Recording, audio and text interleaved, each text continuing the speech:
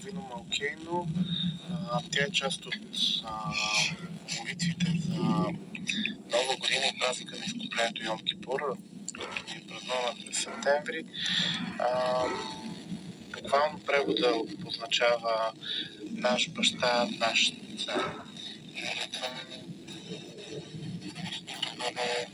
Да бъде в двете си роли.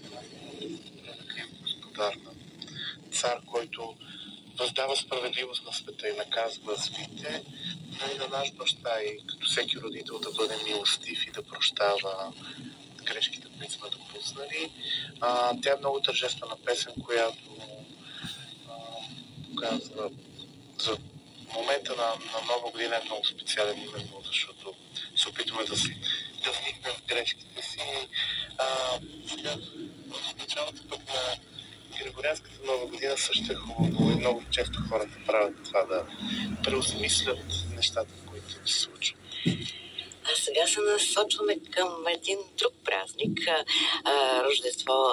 След 4 век знаем, че другите християнски църкви го празнуват на 25 декември или по стария календар на вашия ден, но няма това смисъл, който вие прилагате към Рождество. Т.е. заедно с Богоявление.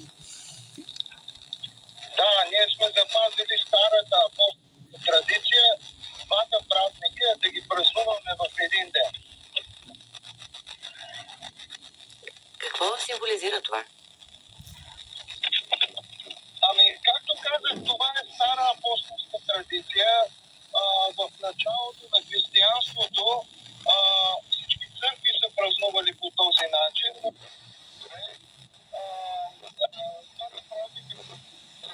Защото